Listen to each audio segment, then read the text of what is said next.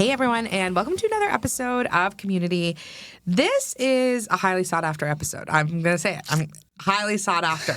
We tried to record this once. I was sick and I had a coughing fit, and Ben was saying so many good things that I felt so sad about having to abandon them.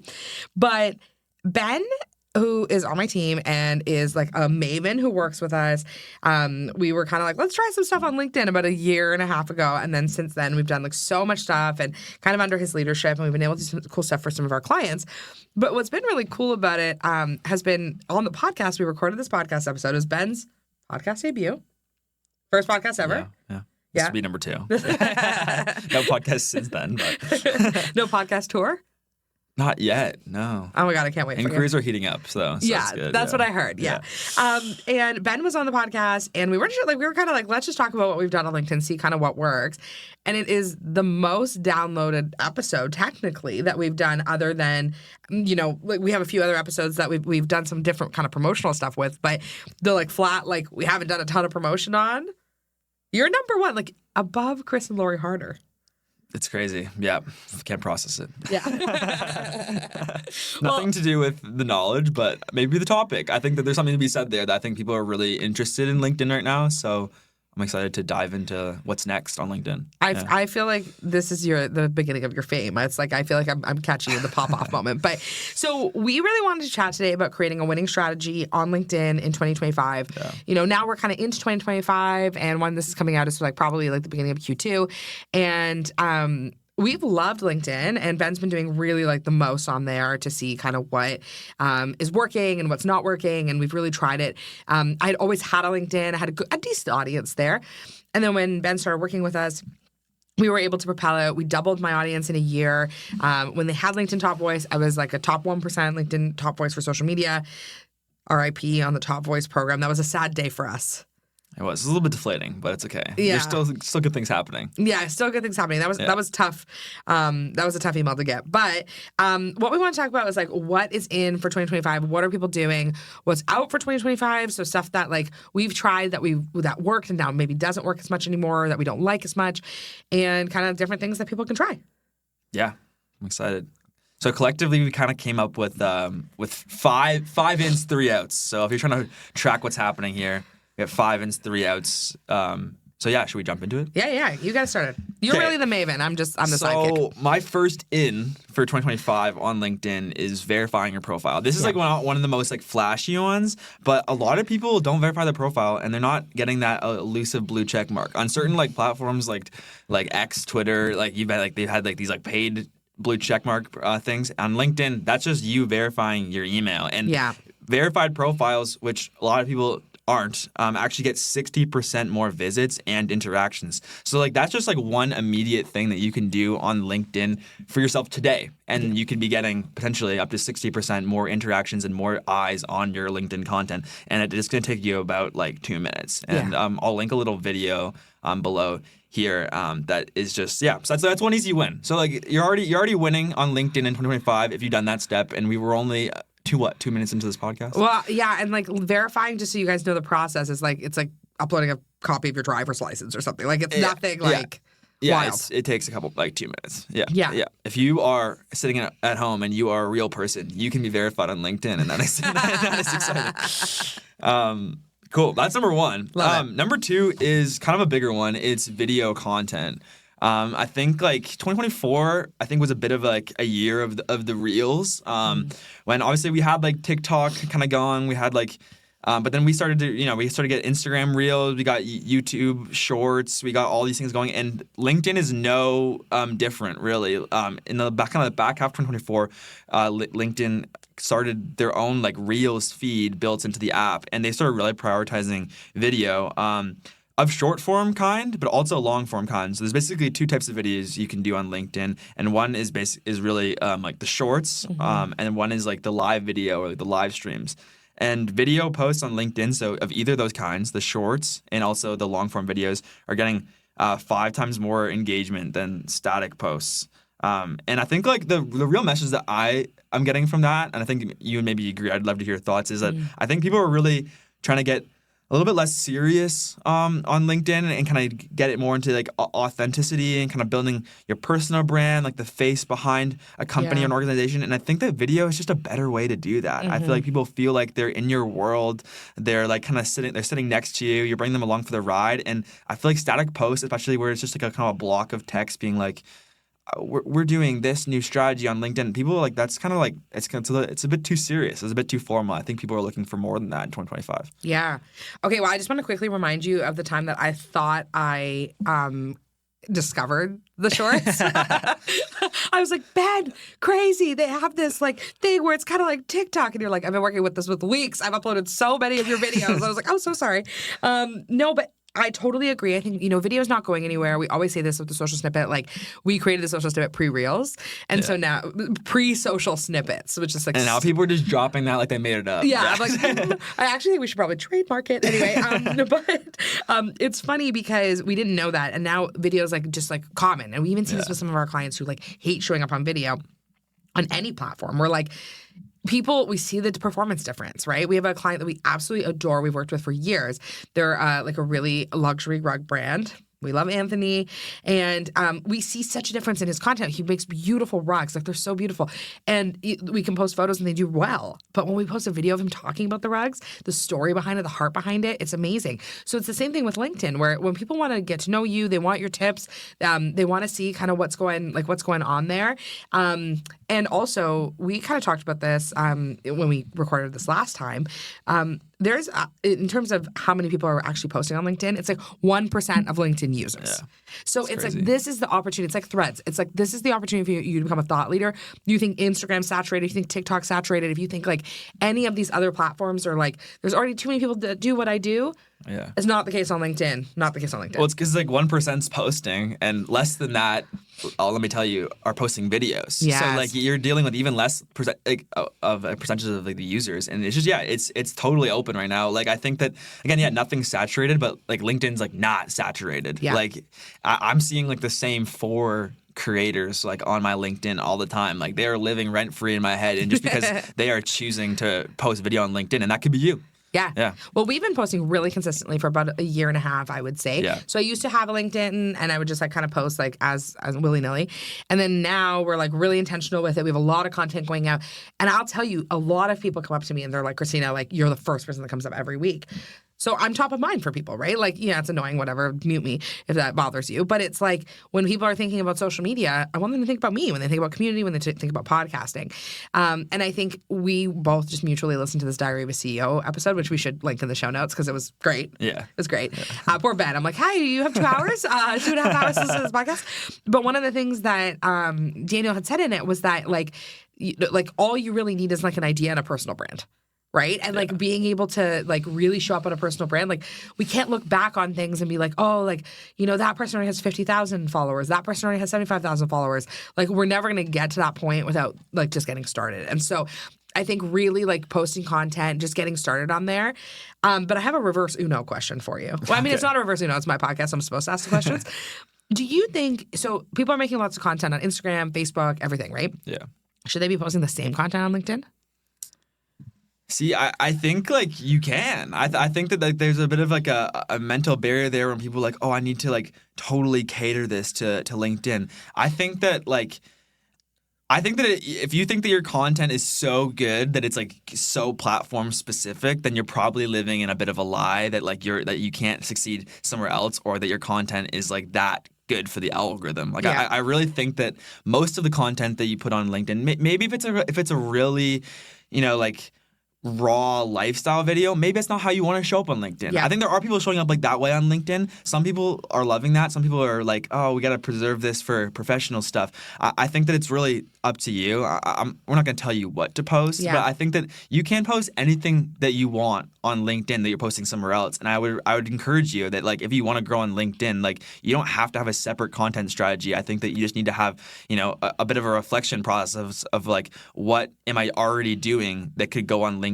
and how could I tailor my processes to do well on LinkedIn? I think that looks like, just like maybe maybe like sprucing it up in terms of doing a little bit of like more professional copy, putting it back to like your website, maybe strip away a couple of the emojis. But in general, I think that like you don't need to spend double the amount of time to be on Instagram and to Facebook and LinkedIn. It's really more of like a +5, +10% kind of thing. So, yeah. No, I love that. I'll use it just a really quick example, then we can get to the next one. So we met with a client yesterday who we do some LinkedIn for, and they're an awesome client. And one of the things she said, oh, like we posted this like Beyonce photo on LinkedIn, and I don't know, like, like it just doesn't feel like right or whatever. And we were kind of like, always when a client is like, I don't know about this, it's their comfort level. So I'm like, if you don't feel good about that, then we don't feel good about that, right? But what was really interesting is I said, well, let's look at the data. So we looked at the data. It was the best performing post on LinkedIn. And it's because LinkedIn is actually taking more of a storytelling approach than we're used to, right? Yeah. When we think LinkedIn, sorry, Ben, we think like corporate men, like, on there. Not you. You're wearing a hat. It's not too corporate. But like, yeah, we think of these like corporate men who are like trying to solicit jobs like at RBC, right? Yeah. And like it's like just such a different thing. But there's people on there who are telling stories or who are telling about their kids, talking about family life, talking about the balance of all of that. And there's something there that I think is pretty impressive and magical that's like different than even some of the other platforms. So especially if you're selling B2B or like, you're a coach or a consultant, like your people are there, right? So it's really just about getting in front of them. Yeah, I think we'll jump to like maybe the third one then, which is like authentic connection, which I think we've already starting to kind of hit on just naturally because it ties into so many things. But I think that is an in for 2025 on LinkedIn is authentic connection. I think faceless marketing is dead. Mm-hmm. And I think that people do need to kind of just like come to terms with the fact that like, like it is your comfort level ultimately, but like you can be putting out whatever you want and however you want to show up is the best way to show up. And basically you'll attract the people you want to attract. So like I think for those like, those more corporate-y men or women like on LinkedIn, like if you don't like the fact that people are posting Beyonce, like don't connect with that person because like they're indicating to you that they're trying to go for a more of an authentic, fun, like lifestyle approach to being shown up on LinkedIn, which I think is great. And if you're more looking for like, I'm just looking to close deals, like you're probably going to be more of like a cold seller and maybe that person isn't even going to bring you anywhere closer to like your goals anyways. I think that that's okay. We segment ourselves kind of like naturally anyways on social media. And I think that like if you're open to what someone's posting, then you should connect with them. And if you're not, then you're probably going to naturally kind of attract and kind of push away people who aren't really supposed to be in your world anyways. So I think that like the energy you bring is like kind of the energy you get back. So like we like to keep it professional on your LinkedIn, on Maria's LinkedIn, on the social it's LinkedIn, but like we like to have fun too. Like we're not afraid to post Beyonce. And I think that's good because we want people who are willing to post Beyonce back. Yeah. And if that's not your comfort level, then that's like fine. It's just like you might actually not be. You might still be, but you might not be the most aligned person to work with us, and like that's okay. We know that we don't serve everyone equally, so I think that's cool. Yeah. No, I love that. I was also going to say too, I think like something that we've seen be so successful on LinkedIn in terms of content. I'm worried that I'm skipping ahead, so I'm so sorry if I've cut you out here, Ben. But is really about like that personal content. That's actually what we see performs best. Totally, so even when like I go to an event, like Ben prepares like so much awesome content from like our blogs and from our podcasts, and he's able to really take like all these pieces, and it performs like pretty well. And then if I go to an event and I tag a few people and I'm like, hey, I interviewed these people on my podcast, it performs like maybe 5x. Yeah, and I try not to take it personally. Not you. Because the thing is, like, we see this everywhere. Yeah. It's like I'm like, man, like this podcast isn't performing as well as we thought it was, Christina. Like maybe you should just go on your story and talk about it. Yeah. It's like, and like then all of a sudden we see a boost. It's the same across all platforms we see. It's like when you show up well, when you show up like, authentically and you're willing to talk to people, be the talking head, mention it in a thread, like bring it up in a conversation, like that's when people are like, oh, like this is for me. Yeah. It's like I think a lot of the great content we make on LinkedIn is great, but it's not personalized. It's not like as warm. It's not like you're not tagging people or people aren't gonna repost it necessarily because it's just like value information. Like we've gotten some great, leads, some great conversations from that stuff, but it's never gonna do as well as the authentic stuff. And I think that that's okay. As long as I hope that you're comfortable, people listening to this, you're comfortable, giving that kind of information, like showing up that way, because I think that your LinkedIn's going to reward you for it. Yeah, so, totally agree. Part of that authentic connection piece is kind of us saying goodbye a little bit to the automation piece in 2025. In 2024, we kind of talked about how do we kind of like cast a wide net on LinkedIn. And like you said, we doubled, or like I think actually almost tripled your LinkedIn following in 2024. And that was partly through, we did a little bit of like automated outreach. We were using a tool to kind of like get conversations started on LinkedIn. So then we could kind of go through and scrape the DMs and really trying to go deep with people and, you know, build some connections, get some referrals, get some leads. And it was great for a season. And I think that in 2025, we kind of had a bit of realization that, like, I think maybe we were actually past the point where that was going to be really all that helpful. It's like we had already a large following base that we really hadn't like tapped that much, and we were already growing kind of organically through the size of your following and through all the great content we were putting out. So 2025, I think our mantra is a little more like, instead of going wide net, we're casting a deeper net. And we're trying to go for like those more meaningful people who's already in our network that we haven't really tapped into, or we haven't made a good enough impression on yet. Or how can we build more meaningful, authentic connections by actually like having our content set up the DM response, or you're so good at going to an event or even before an event and being like, I'm so excited because I read most of your DMs. Oh yeah, you're in there. Because I don't say anything about you in there. Exactly. Yeah, not a good place to gossip about me. You before an event, you're like, I'm so excited to connect with you on this call. Like, I heard you're going to be there, and like that's going to be great. And people are responsive to that. Like, rarely are you getting ghosted from that message. And that's a great place to start. And that's a good way, I think, to go deep with people rather than going wide. It's a little bit more work. But I think that the fruit has been there, and I think is going to continue to be there. I think people are really looking forward to that in 2025. Well, it's funny because we did the automated thing, and like that's like the first time we've automated anything like really in the business, and we were both kind of like, is this going to work? Like, do we like this? Like, we actually like kind of were like, this isn't really the social snippet feel. No, it's not. And one of the things I really noticed from the DMs was like, it was funny, like the quality of people. So there were some amazing connections that came out of it, right? Like we met somebody who came to High Vibe Women and she gave books and was so generous, and she was wonderful, and we got a client, and like there were like lots of really good things that came out of it. And it was such a good learning experience. Like we learned a ton. And some duds. But also LinkedIn has such a different culture, right? Where it's like if you are in a season where you have a lot of time, like, and you can connect with people, and you're like, I'm like really open to doing calls, and I want to connect with people, and like whatever. LinkedIn is awesome because everyone wants to do connection calls. And not everybody, I don't want to say, I'm trying to find the right way to say this, but it's like, not everyone's like the right person for you to be connecting with. So I had a great call with someone for half an hour. It was great. He's like a leadership coach that works in Indiana. And afterwards I was like, so he doesn't need social. He doesn't need podcasting. Someone he knows might. You never know where relationships will lead. But like, was that the most fruitful half hour? Like, maybe not. Yeah.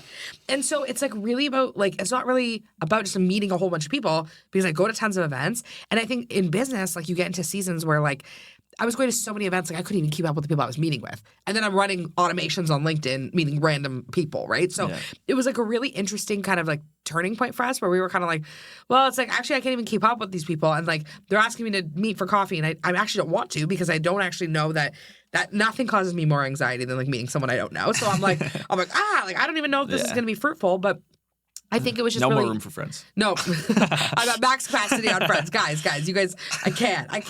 I'm having a baby. I'm like barely gonna be friends with this baby. I'm like, I have no space. But it's just really been like really interesting, because I think what we realized was we're still connecting with lots of people on LinkedIn. We're having lots of conversations. There's lots of things still happening in our DMs, and they're more fruitful. And I recently joined Founders Club, which I've been really excited about, and they sent us like this whole LinkedIn spreadsheet of everybody who has a LinkedIn. So every few days I'll go and I'll add 10 people, and I'll send them a note being like, hey, I'm from Founders Club, like so excited to connect. Sometimes it starts a great conversation. Someone gave a swag for High Vibe Women from it. Like, but those are way more intentional connections than like the random people all around the world who like may never need my services, don't really know what we do. I don't know. Yeah, and I think that like, I don't want to say that there's like no space for it still, because I think like, I think it gave us some extra like visibility. But again, like I think you're just reading what you're saying already is like, we have like a pretty good amount of visibility now from the social snippet and from your personal brand, and it's kind of like we just need to like actually meaningful make the time for the people that we want to make the time with, and not everyone's gonna work with us, and unfortunately, not everyone is worth a 30-minute call to you. They're worth a 30-minute call to somebody, but it might not Totally. be to you, and that's okay. Yeah. Yes, and I think that's actually like a good lesson, like business lesson, apart from LinkedIn. But like, is just like that is something I felt so much tremendous guilt about, man. Because like I'm like, I have such a heart for people, so I'm like, oh, like this person reached out for a call, and then I like went. Who am I to tell them that I can't talk to them? It's like, who am I?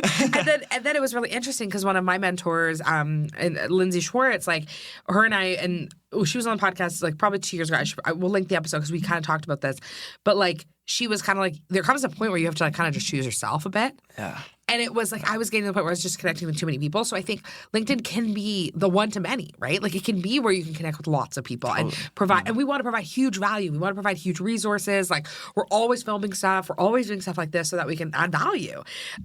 So yeah, I just think automation, I think, was not for us, at least in this season of our business or what we're looking for right now. But I'm glad we tried it. Yeah, and I think that I feel good about where we are heading because I do think the authentic connection piece to wrap that kind of tie the bow on that one. I think that is like a major trend for LinkedIn 2025. So I would encourage you again, if you do have the time, like you're saying, like. Get in people's DMs. Send them like a personalized message. Don't get AI to write it this time. Just like try it. Like see how can you come up with a system to reach out to 3 people a day or 10 people at an event and be like, I'm going to actually meaningfully pour into these people because I could see them being people that I would want in my world, and not just like someone who I'm like just like fingers crossed might give me money. Yeah. 100%. Love it. The next piece is. I think LinkedIn newsletters and articles, but primarily LinkedIn newsletters are in for 2025. Love it. I think that like we talked so much with the Social Snippet, with the community podcast about like how important it is to have social, but also an email list. And basically imagine like LinkedIn as another social media platform, which it is. But LinkedIn newsletters are almost like LinkedIn's built-in email list. Totally. And like that's so powerful. So something that we've been doing for like this podcast is like when we post a great, typically a video podcast episode, and we're like, we want people to listen to this on YouTube. We send out a LinkedIn newsletter for it, basically being like, here's like the key things that you can expect from this episode, and it goes straight to their email. It doesn't stay on LinkedIn. So someone can actually, when they connect with you, can also follow your newsletter. And that is basically an added audience, and I think a really like personalized kind of like segregated, like this is my community, a way to kind of protect those people on LinkedIn, and it's built in, and I think it's super effective. So people who publish long form content on LinkedIn, so that would include articles, which is another way you can post on LinkedIn, it's just a bit longer form, and newsletters, they're actually getting 30% more engagement than standard posts. And I think that LinkedIn, people are looking for video content, they're looking for quick wins, but I think at the same time, like they understand there's people on there that are thought leaders and have a lot of expertise to give. They're not just like looking for like a quick like, like skincare like tip. Like they're actually looking for someone who's like, oh, I'm actually facing an issue in my business, or like I'm actually feeling this way about my journey as a founder or something like that, and I'm actually like seeking counsel for this. And like if you have long form content, you can be that place where they find. So I think that's been really cool. And we actually had like an article do pretty well recently because it was hitting on like a pretty like pointed topic of burnout and podcasting, which I think is something that a lot of people are experiencing. And people like were clearly going to their like looking for like, actually I have a podcast and I'm burnt out. Like, and I think that's pretty cool. Yeah. No, I love it. And even like, you don't need to like reinvent the wheel with doing this kind of stuff too. No. So if you're doing like, if you have a newsletter, like you could even like repurpose your newsletter to be your LinkedIn newsletter. Yeah. Assuming those people aren't all the same people. Because even like our LinkedIn newsletter probably has like half the amount of subscribers that we do for our email list. Yeah. And that's just from us inviting people to like our page. It automatically invites them to like the newsletter. Yeah. And then the articles are actually, we're repurposing blog posts that we have on our website and finessing them. So it's like really like, and then we see, and then the newsletters are from the show notes. Yeah. So see? It's not new content. Yeah. No. Yeah. So it's really great that we're able to just say like, okay, this is what works. And I think it's always just like really like success leaves clues. When we see an article that does really well, we're like, hey, people are really struggling with podcaster burnout. This is a great opportunity for me to take note and say, I should do an episode on podcaster burnout. And like, this is like really something that people are asking about, right? And so you can see that on LinkedIn. And I think what's really cool about LinkedIn that's interesting is that there's a lot of silent lurkers, right? Like, Every platform has silent lurkers. I did an episode this week with Alex Catoni. That's like, if it's not out yet, it probably will be out before this, so I'll link it in. But Alex, it was like incredible. She was an incredible interview. But she talked a lot about how there's actually like a few years ago, 10, maybe 8, we actually just trusted anyone who had an online presence. Like we were like, oh, Ben's posting. Looks like he knows how to post. He must know what he's doing. Now there's so many people posting that we have distrust. Like our actual initial reaction is to be like, oh. And so if that's the case, like how do you actually build that trust, get over that barrier with people? And it is being a thought leader. Yeah. And so when you're a thought leader and you're the first person to put an idea out there, you're the first person to say, hey, I see that too, and I actually have a solution. That's actually really, and you keep talking about it. Like that's the other thing I just want to say about LinkedIn and about like most social platforms is that people think that you need to come up with a new concept every time you post.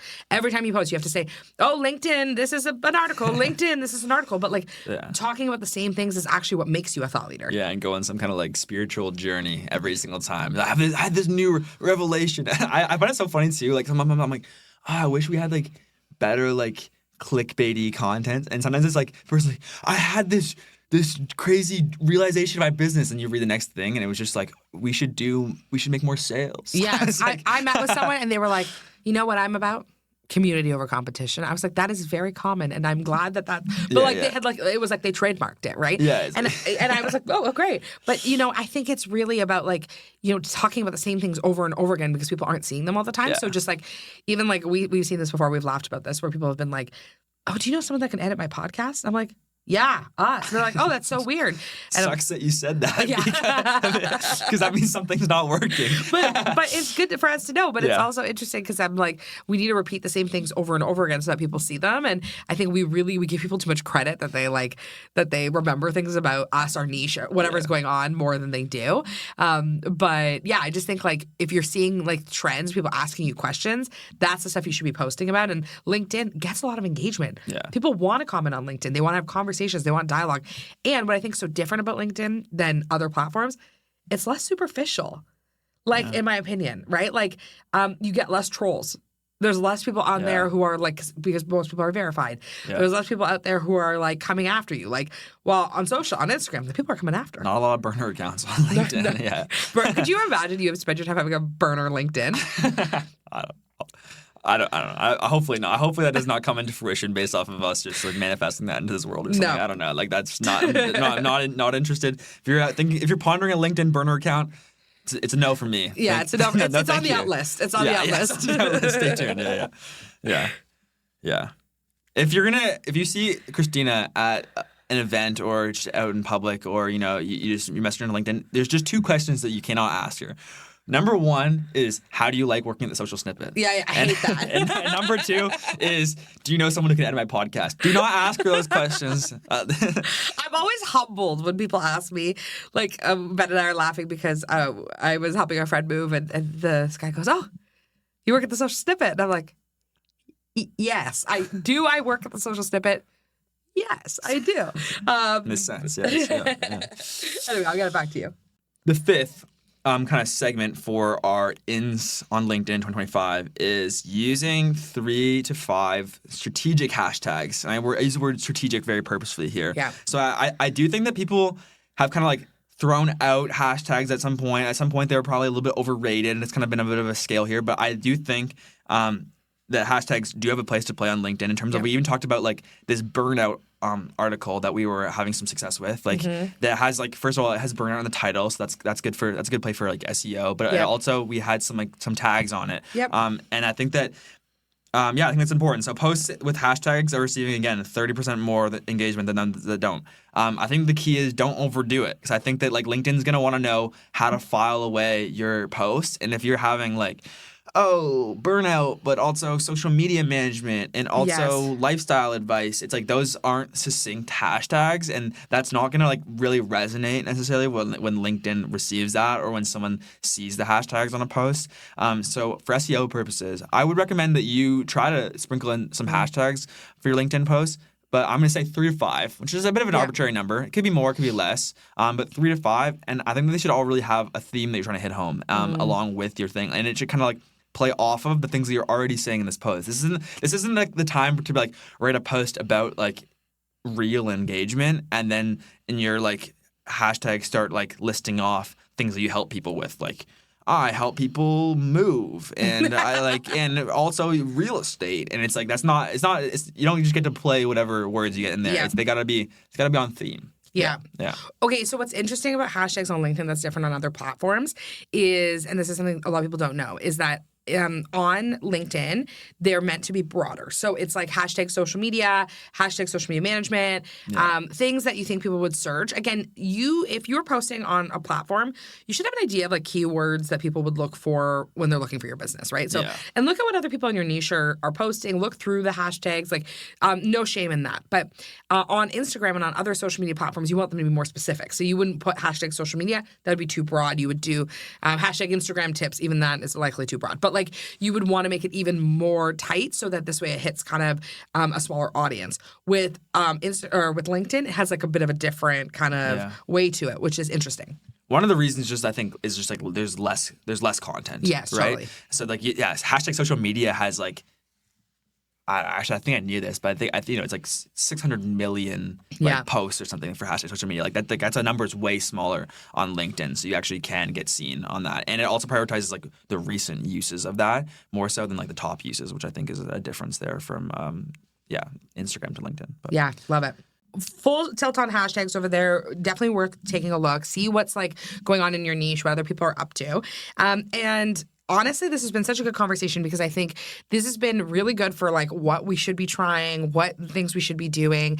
But there is more to come. We're only halfway through. We have an out section. So I'm going to wrap this up for us, and you're going to stay tuned for our next video or if you're listening to this on the podcast. And Ben will be back for us to talk about what's out on LinkedIn.